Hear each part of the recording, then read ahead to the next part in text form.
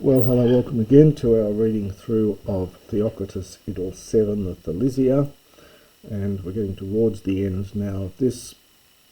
So the speech of Simichidas is finished, and at this stage then the two groups, that is Lykidas and Simichidas and his friends.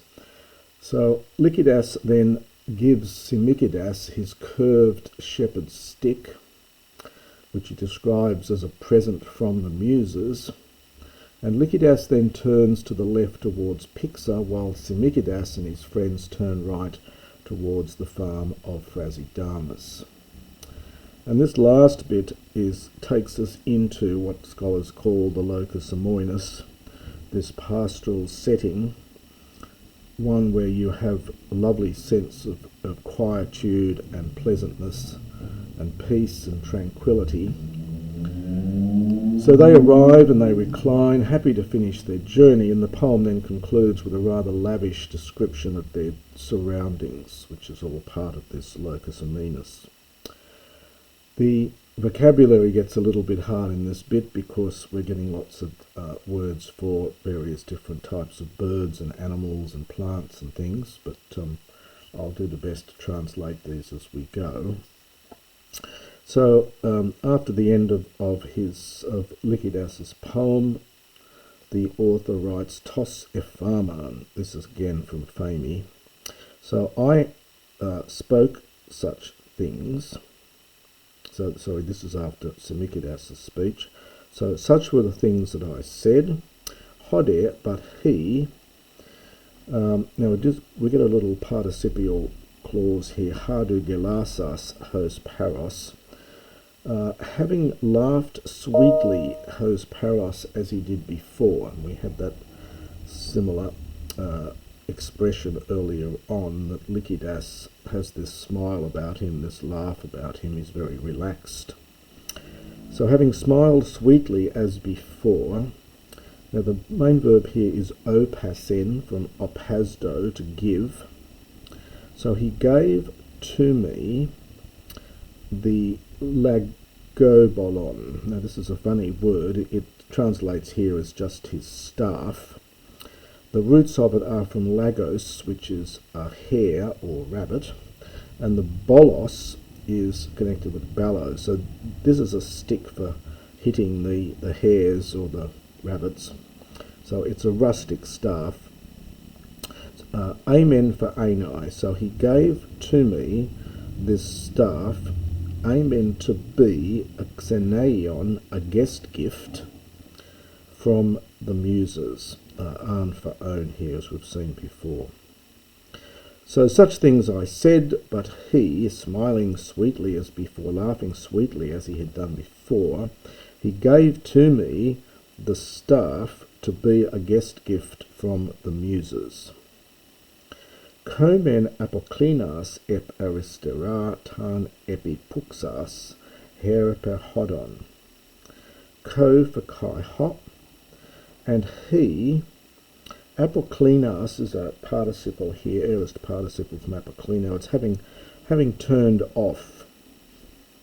So having turned off the road, ep aristera, on the left. Now the main verb here is herfe here. It's from herpo, so we get a funny augment here, and the pi gets aspirated before the hodon.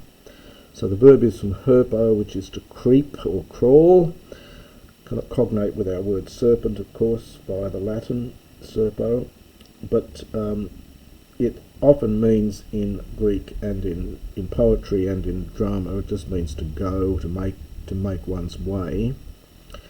So he, having turned off, he made his way towards the left. He made his way on tan for tan goes with hodon, on the road epipuxas, in the direction of Pixa.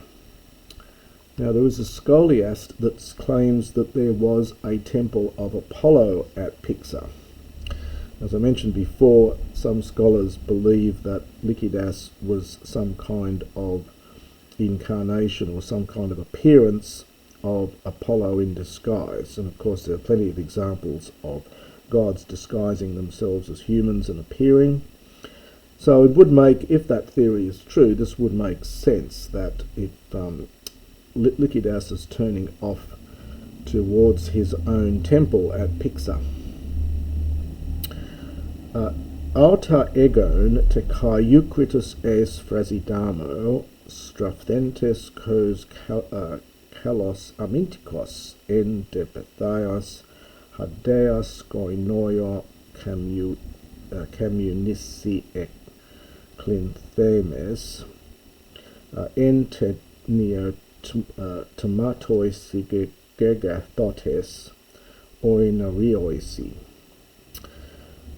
Pardon my pronunciation here, but egon for ego, but I and Theocritus. Now they were Theocritus was mentioned earlier.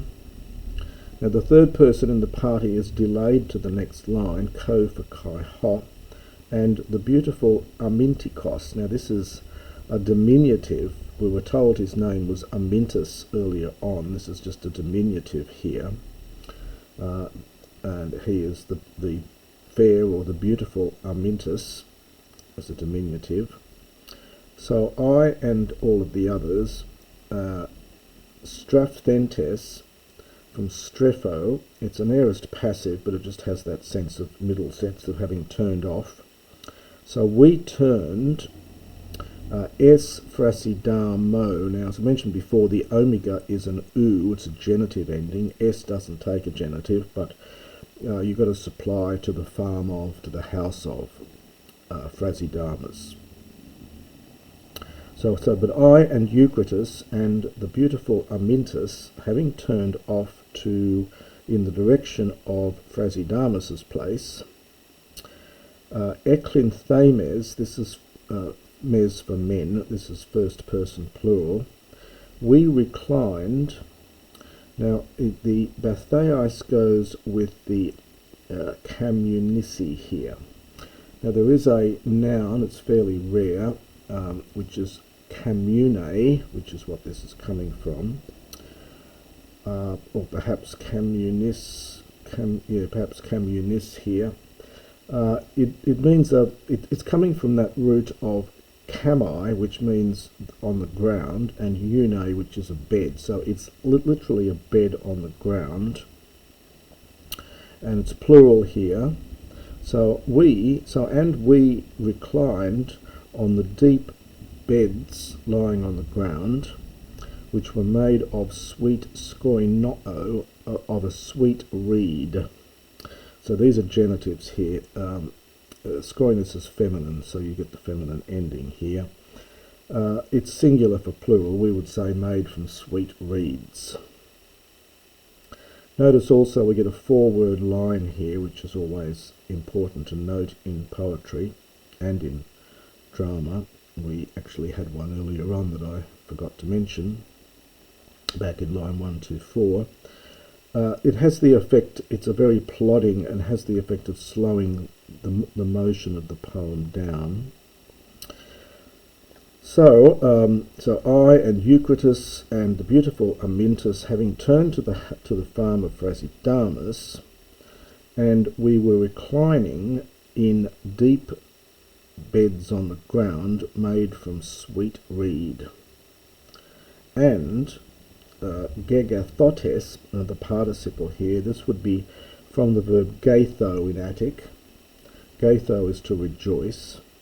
So here, rejoicing in newly cut. You can see the neos root of new, the tamar from temno. In the newly cut oinarioisi, you can see the oin root here as well. This simply means the vine leaves. Now, apparently the vines were stripped in late summer to allow the grapes to ripen better. And they're using these to make a bed, and they're rejoicing. It's almost luxuriating, but the word does mean to rejoice, gaitho. So enjoying them ourselves, basically, on these newly cut vine leaves. So we have the beginnings of this rather beautiful scene being set up of the the locus amoenus. Poloi de amin huper Theocritus doneonto ageroi patelioi te. Now the poloi goes with both of these really. This is from ageros, which is a poplar tree, and despite the ending it is feminine. It's a second declension feminine noun, and the patelioi are the elm trees. Katakratos is an odd expression. It means something here like over our heads, but it's a fairly singular expression. Donio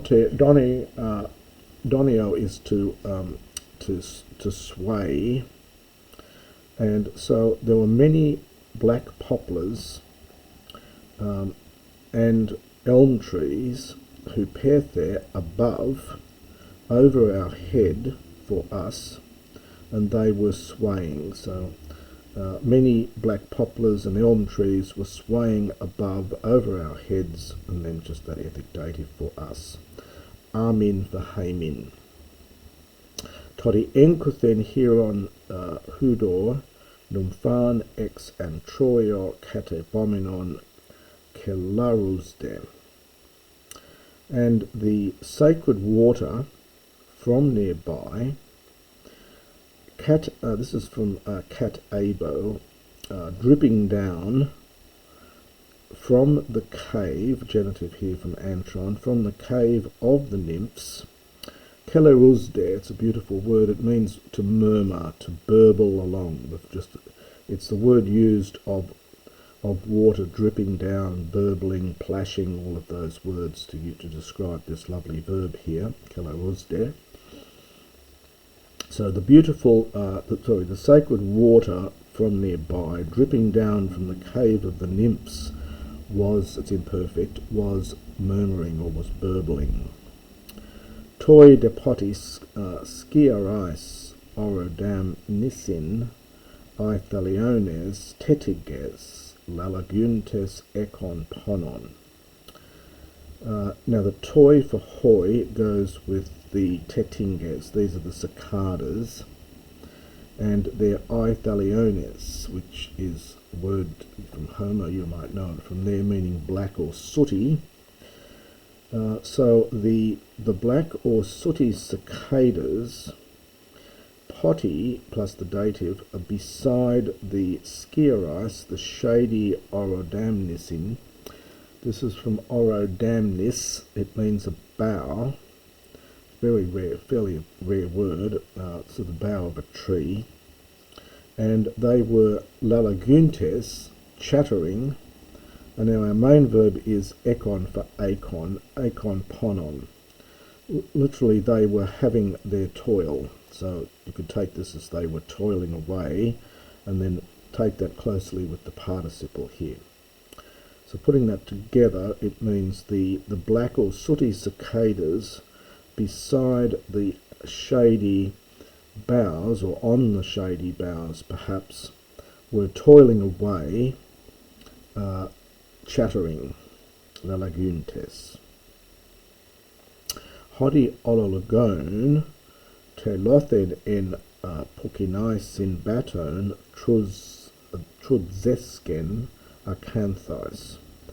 Now, more rare words. The olologone is a tree frog. So the tree frog, again, telothen, from afar. So we're getting a lot of these words we've had from nearby, and then we'll get balancing that telothen, from afar. Now the main verb is trudzesken, which is an imperfect iterative form. Truzdo is a verb meaning to murmur. It occurs elsewhere in Theocritus. I think of an incantation being murmured or mumbled quietly away. But here it's just got the sense of murmuring, and it's an iterative form. It's got that skirt. So it's truzdo. Homer does this as well. You use the little iterative skirt to make it continuous, and it's an imperfect here. The acanthis are the thorns, and the batone are from batos, bramble trees. So the tree frog, from a long distance, from afar, was continually murmuring in the thick thorny plants of the bramble trees. Erdon corridoi kai acanthides estene trugon. So the corridoi, again more names for various birds. These are the larks, and the acanthides are jaybirds. So the larks and the jaybirds, imperfect here from Adon, was singing, and the trugone, this is the turtle dove, estene, was lamenting, perhaps literally groaning, was lamenting. Potonte xuthai peri pidakas amphimelisai. Now the xuthai is yellow, and the melissae, of course, are the bees. Melissa, the bees, connected with melly honey, of course. So the yellow bees. The amphi just sits by itself. It's really adverbial here. It just means all round about. And so we'd take that first, I think. And round about the yellow bees, potonto is connected with petami. It's just another dialect form from petami, to fly, and this is imperfect without augment. So the yellow bees, so round about the yellow bees were flying peripidakas, from pidax, a word meaning a spring, so around the springs. Pant osden therios malapiones osde oporas. Now osden is from osdo, which is with a zeta in Attic, meaning to smell. So, and we've got neuter plural here, singular verb. So all things smelt very much, pionos thereos, this is genitive from theros, of rich summer.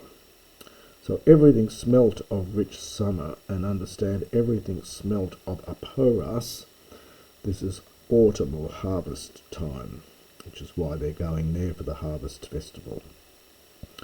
So this is a rather pretty little description of the beautiful nature around them. They're reclining on these beds on the ground, and around them are all these beautiful sounds. They're in the shade, we're told up here. We've got we have words for shade up here. At the shady. This one was the boughs and so on.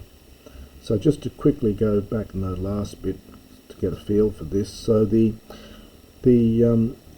sooty cicadas, the black cicadas around the shady boughs, were working away, were toiling away, chattering, and the tree frog from afar was murmuring in the thick thorny bushes of the brambles, the thick thorns of the brambles, and the larks were singing, and the jaybirds, and the turtle dove was lamenting, and the yellow bees, and round about the yellow bees were flying around the springs, and everything smelt very much of rich summer, and it smelt of the harvest time.